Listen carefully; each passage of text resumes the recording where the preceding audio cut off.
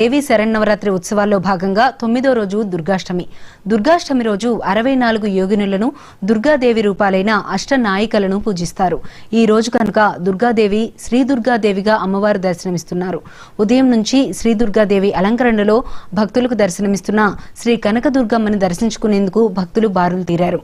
నవరాత్రి సందర్భంగా అమ్మవారు రోజుకో అలంకారంలో భక్తులకు దర్శనమిస్తున్నారు. ఈ రోజు దుర్గాష్టమి సందర్భంగా కనకదుర్గాదేవి అమ్మలగన్నమ్మ దుర్గమ్మగానే దర్శనమిస్తోంది.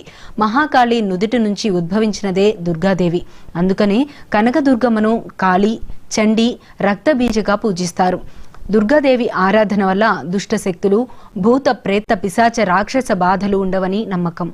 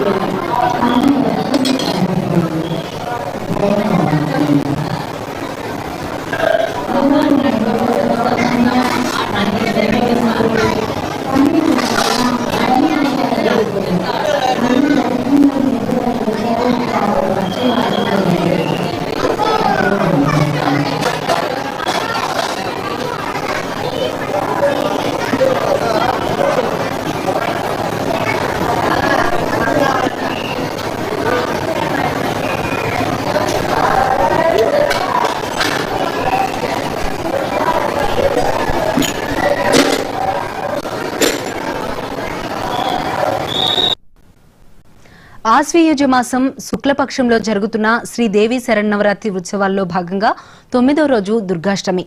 దుర్గాష్టమి రోజు 64 యోగినులను దుర్గాదేవి రూపాలైన అష్టనాయికలను పూజిస్తారు. ఈ రోజు కనుక దుర్గాదేవి శ్రీ దుర్గాదేవిగా అమ్మవారు దర్శనమిస్తున్నారు. ఉదయం నుంచి శ్రీ దుర్గాదేవి అలంకరణలో భక్తులకు దర్శనమిస్తున్న శ్రీ కనకదుర్గమ్మని దర్శించుకునేందుకు భక్తులు బార్లు తీరారు.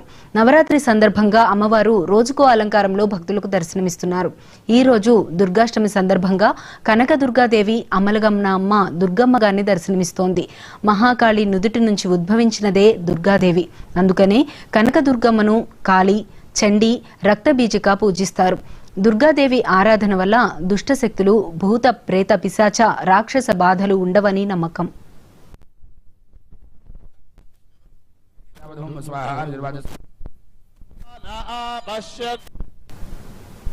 విజయవాడ కనకదుర్గమ్మ ఆలయం నుంచి మా స్పెషల్ కరెస్పాండెంట్ గాంధీ లైవ్ ద్వారా అక్కడ సమాచారం అందిస్తారు. గాంధీ, చెప్పండి.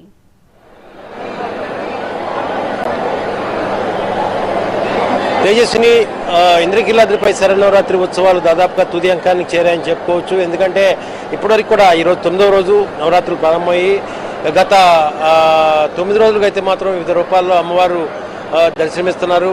అంటే ప్రతి ఏడాది కూడా 9 రోజులు వస్తాయి, కానీ ఈసారి మాత్రం 11 రోజుల పాటు 11 అవతారాల్లో దుర్గమ్మ దర్శనమిస్తోంది. అయితే ఈరోజు దుర్గాష్టమి సందర్భంగా అంటే విజయదశమిలో దాదాపుగా 3 రోజులు దుర్గాష్టమి, మహానవమి, విజయదశమి ఈ 3 రోజులు కూడా దసరా పండుగగానే చూస్తూ ఉంటారు. ఈరోజు అమ్మవారి నిజస్వరూపమైనటువంటి దుర్గాదేవి అలంకారంలోనే, దుర్గమ్మ కనదుర్గ అలంకారంలోనే అలంకరించబడటంతో మొత్తం భక్తులందరూ కూడా విరివిగా తరలివస్తున్నారు. అంటే భక్తులే కాకుండా భవానీ భక్తులు కూడా అధికంగా ఎక్కువయ్యారు. ఈరోజు ఈ 3 రోజుల పాటు కూడా భవానీ భక్తులు అధికంగా వివిధ ప్రాంతాల నుంచి కూడా వస్తూ ఉంటారు. ప్రస్తుతం అయితే మాత్రం ఇక్కడ భక్తుల యొక్క రాకతో మొత్తం ఇంద్రకీలాద్రిపై కొంత నియంత్రణ అయితే మాత్రం అధికారులు చేయడం జరిగింది. అట్లాగే విఐపి యొక్క దర్శనాలు కూడా నియంత్రించి పూర్తిగా అయితే మాత్రం భక్తులకు అసౌకర్యం కలగకుండా అయితే ఏర్పాట్లు చేస్తున్నారు. మనం చూస్తే కనుక ఈరోజు రద్దీ కూడా అధికంగా అని చెప్పుకోవచ్చు. ఎందుకంటే ఈ 3 రోజులతో ఉత్సవాలు పూర్తవుతున్నాయి కాబట్టి ఇక భక్తుల రద్దీ కూడా ఎక్కువైందని చెప్పుకోవాల్సి ఉంటుంది. అంటే సాధారణ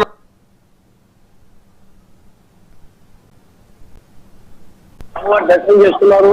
ఇప్పుడు కూడా 1,00,000 పైచిలకు భక్తులు దర్శనం చేసుకుంటారని కూడా తెలుస్తోంది. అయితే భక్తులైతే మాత్రం వచ్చి ఏర్పాట్లు ఉన్నాయి.